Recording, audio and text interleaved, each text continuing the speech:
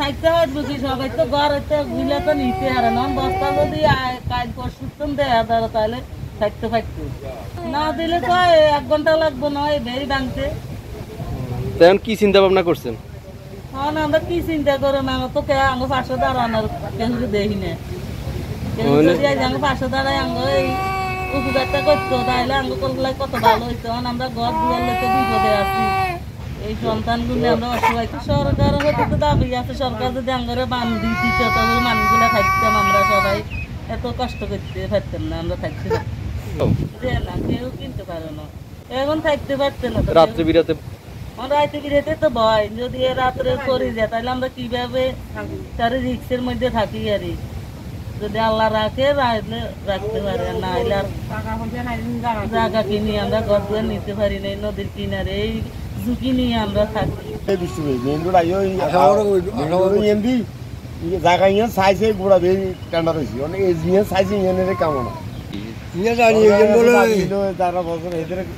যারা জিজ্ঞাই এটা কোনটার নাই ওইটা নাই এইটা নাই এলাকার পাশে আছে চেয়ারম্যান এলাকা চেয়ারম্যান আছে শৈল চেয়ারম্যান মাইক যদি কইছিল কাম হইব হ্যাঁ আর অন এটা তো কাম টেন্ডার হইছে ওখানে থেকে দূরে অনেক হেগু থেকে দূরে টেন্ডার হইছে হেগু থেকে বান যদি না দেয় এটা থাকতে আমরা কি চিন্তা করবো আঙুর চিন্তা হইলে ইঞ্জিন ভাঙ্গি গেলে আমরা ওই আঙুর গরিবের আসার চিন্তা ভাবনা কি এবার আমরা ঘর টালাইতে দিব এছাড়া আর কোনো বুঝবো বছর সামনে 3 ঘর টালা জেলার মেন যে ও আসছিল ও আসার পরে এরও একটা আশা দিছিল যে এখান দিয়ে আপাতত ইয়েগুলো দিব দেওয়ার পরে এগুলো আপাতত মানে কি ভাঙাটা বন্ধ করব পরবর্তী কন্ট্রাক্টর আসলে তারপরে এর মানে কি বেরি কাজটা শুরু করবো। কিন্তু এই কথা কওয়ার পরে উনি যে চলে গেছে কই চলে যাওয়ার পর আর কোনো অনেকগুলো ভাঙছে প্রায় আপাতত 50,000 মতো ভাঙছে 50,000 মতো ভাঙছে। কতদিনে? এই 10-12 দিনে। এই কতটা ঘরটার ক্ষতিগ্রস্ত হয়েছে? এগুলো সব আছিল উনি যখন কথা বলে তখন ঘরগুলো সব আছিল তখন সবগুলো। কয়টা ফ্যামিলি হবে এখানে? প্রায় 20-30টা ফ্যামিলি হবে। কি করবো আমরা আঙ্গ তো উপায় নাই বুঝিনি আমরা তো জায়গা জমি কিনুম যে মানে আঙ্গরও একবার ভাঙে না তো আরেকবার ভাঙছি ভাঙার পরে এখানে যাক আইসি আসার পর আমাদের জায়গার বেরিয়ে গেছে বেরিয়ে যাওয়ার পরে যাই রে এইখানে আমরা সিটিশন হয়েছি হওয়ার পরে আমাদের কোন গুণাগারের জন্য কোনো টাকা পয়সা কিছু দেয়নি আমাদেরকে।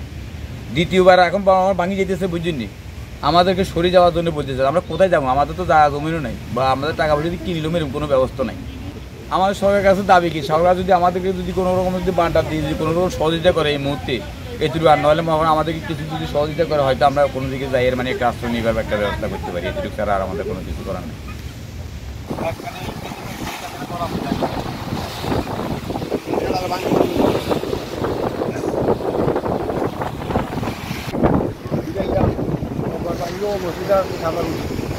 নিজের জায়গা আর ওইটা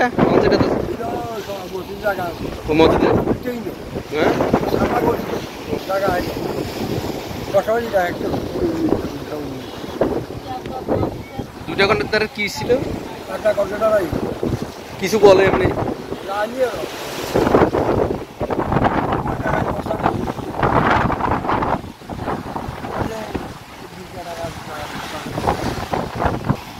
বস্তা দিলে কি এই বর্ষা থাকবো? বস্তা দিয়ে বর্ষা থাকতে